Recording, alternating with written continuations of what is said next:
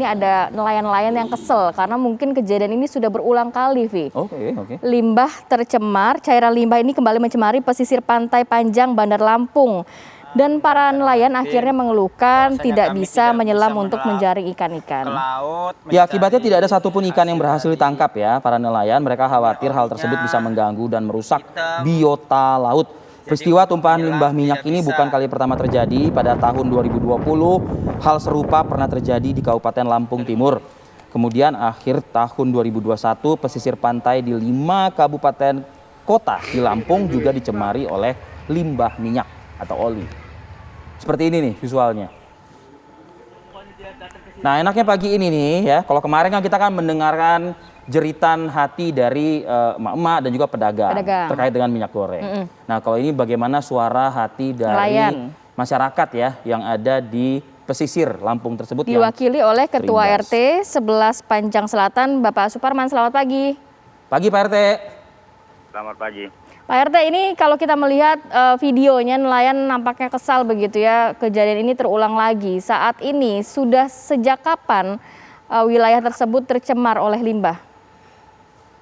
Sejak hari Minggu, dia tercemar masalah limbah-limbah oli ini. Gara-gara pembuangan oli dari kapal ini, tahu siang apa malam, kita kan nggak tahu jadi nelayan-nelayan. Jadi orang nelayan yang khususnya nelayan yang kecil, dia mencari cumi, apapun menjaring, susah mendapatkan ikan. Ini sudah berapa kali kejadian kayak gini. Dulu pernah kayak gitu, kejadian itu lagi limbah minyak CPO. Udah limbah minyak CPO, diulangin lagi, pembocoran pipa aspal dulu, daerah pelabuhan. Sudah nggak jadi masalah, udah lewat lah ini. Gak taunya ini mentang-mentang didiemin malah orang kapal ini sembarangan aja membuang oli itu. Tapi kita nggak tahu kapal yang mana, kita nggak tahu juga itu. Pak RT dapat kejelasan bahwa itu berasal dari oli kapal dari mana Pak RT? Sebabnya kita ngelihat oli ini bukannya sedikit ini. Kalau dia oli dari perahu paling dia 5 liter, apapun 10 liter nggak begitu banyak dari perahu-perahu itu. Ini bukan sedikit ini. Sampah di pinggir pantai tadinya hampir 50 meter lebih dari bibir pantai ke sana ini. Orang tiap nyilem pasti kena oli badannya. Apapun jaring di pinggir pantai ini nggak bisa lagi menjaring. Sebabnya jaring itu bukan warnanya jaring lagi, udah warnanya hitam semua. Kalau saat ini silakan Pak. Kalau sekarang ini makanya alhamdulillah sudah ada 5 hari ini, 6 hari ini. Mungkin keadaan kita ini sudah agak bersih lah pokoknya. Tapi di pinggir pantai masih ada oli-oli bekas dikit-dikit mah. Jadi di pinggir pantai aja tinggal olinya begitu Pak RT? Ya. Nah memang sebelumnya awalnya sampai radius jarak berapa tuh sampai ke laut? Sampai 50 meteran dari bibir pantai ini. 50 meter. Dan ini kan kejadian sudah berulang kali begitu ya Pak RT. Mungkin langkah apa yang diambil oleh nelayan, kemudian Pak RT juga, agar memang tidak berkali-kali begitu kejadian serupa terjadi?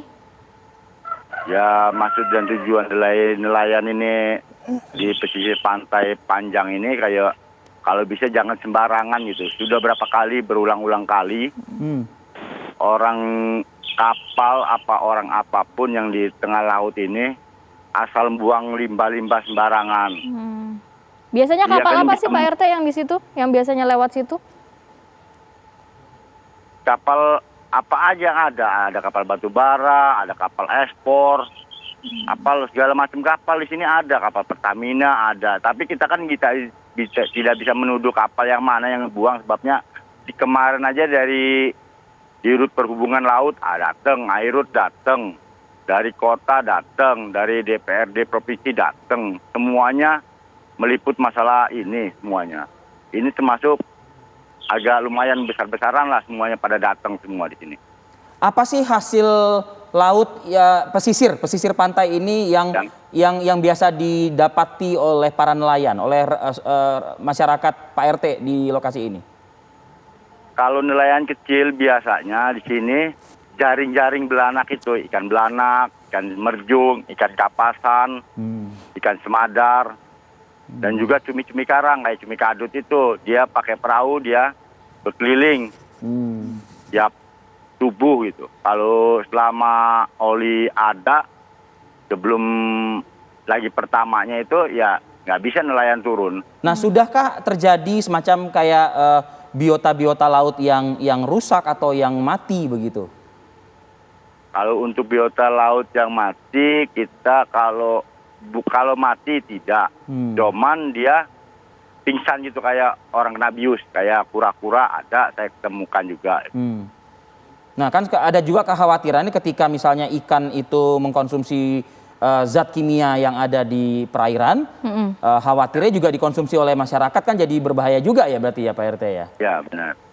Oke. Baik. Baik, terima kasih banyak. Terima kasih banyak waktunya Pak RT pagi ini, Pak Suparman. Ya. Semoga setelah ini ada solusinya lah ya. Iya, karena melihat ya maksudnya tercemarnya sudah berkali-kali gitu Vi ya, Betul. kecuali baru sekali. Tapi ini nampaknya juga sering menjadi tempat pembuangan juga mungkin untuk oli-oli kapal yang lewat di sana. Meskipun masih dugaan tadi kata Pak RT, Iya, ya kan? semoga ada langkah pasti. Tadi Ya. kan Pak RT mengatakan sudah banyak pihak yang datang ke sana begitu ya. Semoga ada solusinya lah.